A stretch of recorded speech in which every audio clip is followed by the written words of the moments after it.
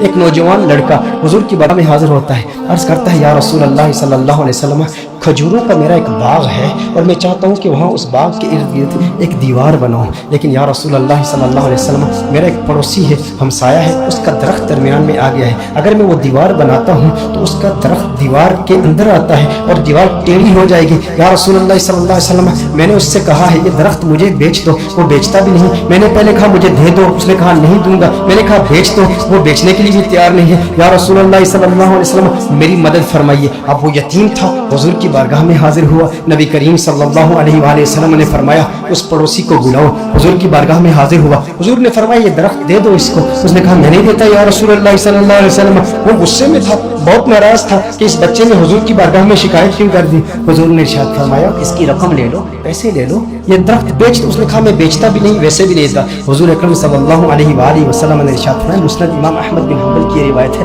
میرے آقا صلی اللہ علیہ وآلہ وسلم نے ارشاد فرمایا اچھا ایسا کرو کہ یہ درخت تم اس کی قیمت بھی لے لو اور اس درخت کے بدلے جنت میں ایک ایسا درخت ہوگا کہ جس کا سایہ اتنا طویل ہوگا کہ اس کے نیچے اگر 100 سال تک ایک سوار اگر سواری کرتا رہے تو اتنی طوالت ہے اس کی، اتنا سایہ ہے اس کا، وہ درخت جنت کا بھی لے لو، اس نے کہا یا رسول اللہ صلی اللہ علیہ وسلم میں قبول نہیں کرتا۔ اب وہاں پر صحابہ کرام علیہم رضوان موجود ہیں، حضرت سیدنا ابو الدحداء رضی اللہ تعالیٰ عنہ صحابی رسول موجود ہیں، عرض کرتے ہیں یا رسول اللہ صلی اللہ علیہ وسلم آقا اگر یہ درخت میں کسی طریقے سے اس سے خرید کر اس یتیم کو دے دوں تو کیا یہ آپشن میرے لیے بھی اوپن ہے کہ جنت میں مجھے بھی وہ درخت مل جائے گا؟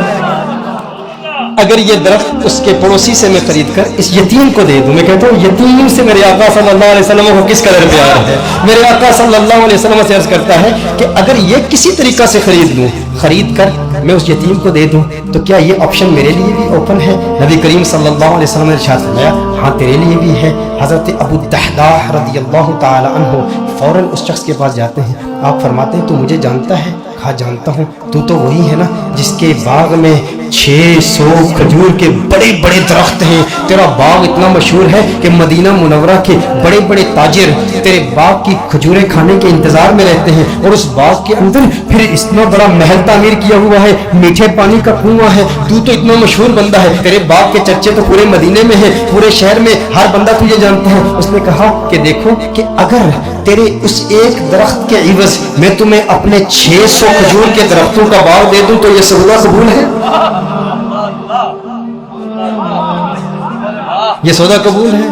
وہ حیران ہو گیا، یہ کیسے ہو سکتا ہے؟ ایک درخت اور ادھر اتنا بڑا باغ، ابو الدحداء کیا بات کر رہے ہو؟ کیا واقعی یہ سودا کرنا چاہتے ہو؟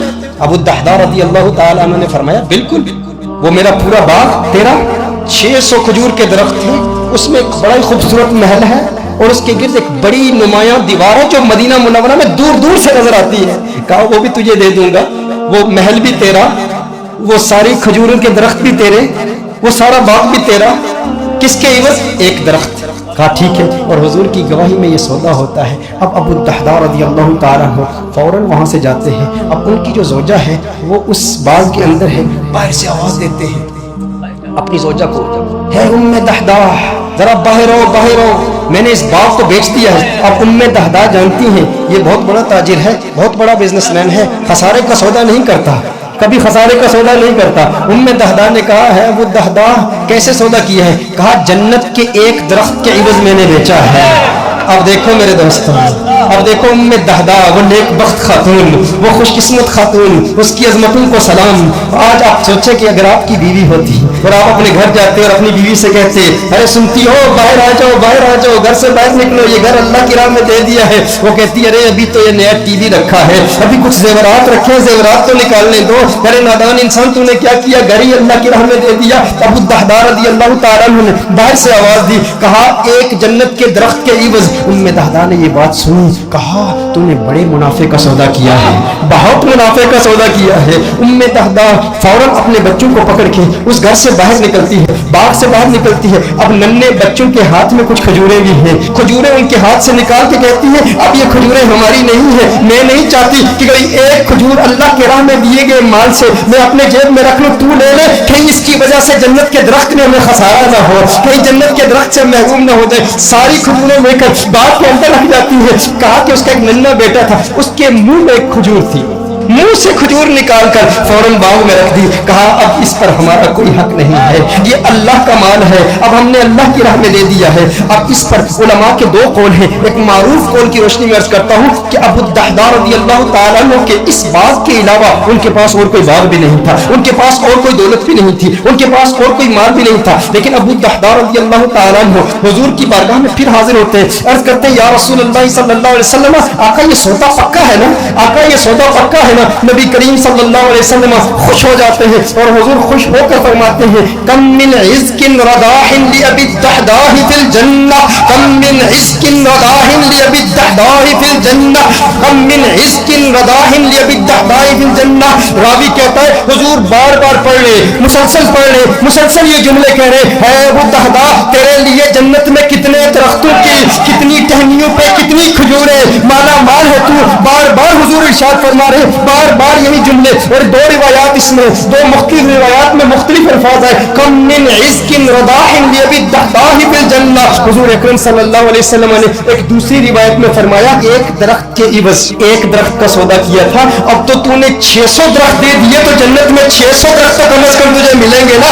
मैं मोहम्मद अरबी सल्लल्लाहु अलैहि वसल्लम जन्नत में देख रहा हूँ कि खजूरों के कितने दरख्त अल्लाह जल्ल व अला ने तुझे दे दिए हैं। मेरे दोस्तों इतनी कुर्बानी दी, एक यतीम की खातिर दी, लेकिन उन लोगों की कुर्बानी का अंदाज भी देखे, उनकी कुर्बानी का अंदाज भी निराला है। आज कोई कुर्बानी दे ना और उसे जन्नत की जमानत मिल जाए, या कोई कहे, कोई शेख ही कह दे, कोई स्कॉलर ही कह दे, कोई ऑर्गेनाइजेशन का मेंबर ही कह दे, कोई तहरीक वाला ही कह दे, इतना काम करे ना तो फिर तेरा काम कबूल हो जाएगा। वो कहता है मैंने तहरीक के लिए, मैंने दीन के लिए, मैंने इस मस्जिद की तामीर के लिए, मैंने कंजुल हुदा के लिए, मैंने दीनी ऑर्गेनाइजेशन के लिए, अपनी तहरीक के लिए इतना बड़ा काम किया, अब ये काम काफी है। लेकिन सहाबा किराम अलैहिम रिज़वान का ये मिजाज नहीं था। अबू दहदा के लिए मेरे आका नारे लगा रहे हैं, बार बार फरमा रहे हैं अरे कितनी खजूर है, मैं देख रहा हूँ जन्नत में ये सारे तेरे हैं। बार बार इरशाद फरमा रहे हैं भाई जितने इतनी तसल्ली मिल जाए और लिसाने मुस्तफा से मिल जाए, आका की जुबान से मिल जाए, उसकी किस्मत किस उरूज पर होगी। लेकिन फिर ये वही अबू दहदा है, उसके बाद भी मेहनत करते रहे। ग़ज़वाए उहद में जब दुश्मनों ने हुजूर पर हमला किया, अबू दहदा अपने सीने पर उन तीरों को बर्दाश्त कर रहे हैं और मेरे आका के कदमों में शहीद हो जाते हैं। और ग़ज़वाए उहद के बाद मेरे आका ने तलाश किया, कहा मेरा अबू दहदा मुझे दिखाओ। अरे वो खजूर वाला मेरे आका अबू दहदा को देखते हैं और देख के मुस्कुराते हैं और मुस्कुरा के फिर फरमाते हैं कम मिन इज़्किन रदाहिन लि अबी दहदा फिल जन्नह। अबू दहदा जन्नत में खजूरें ही खजूरें, खजूरों के दरख्त। मेरे आका खुश होके उसकी हौसला अफजाई फरमा रहे हैं। मैं कहता हूँ कैसा खुशबख्त है जिसने हुजूर की जात के लिए, हुजूर की जान की तहफ़्फ़ुज़ के लिए अपनी जान दे दी। काश यूं मौत आए मेरे हमनशी, काश यूं मौत आए मेरे हमनशी, नज़ाका और हो जाए मंजर हंसी, वो उधर अपनी जुल्फे समाया करे और इधर दम हमारा निकलता रहे। हुजूर की जुल्फों का असीर, हुजूर की जुल्फों को देखता हुआ इस दुनिया से चला गया। दिल में, जिगर में, आंख में बस तू ही तू रहे, इसके सिवा न दिल में कोई आरज़ू रहे। इस एहतिमाम में शौक में सजदे करूं अदा, तेरा ख्याल आए तो दिल बावजू रहे। और जन्नत मेरे नसीब की वाइस को बख्श दे, मेरे कफन में गैसी में जाना की भूल रहे। तो उनकी जुल्फों को असीर होते हैं, वो ना अपना नाम मांगते हैं, ना वो तस्वीरें, ना वो एलानात के शौक रखते हैं।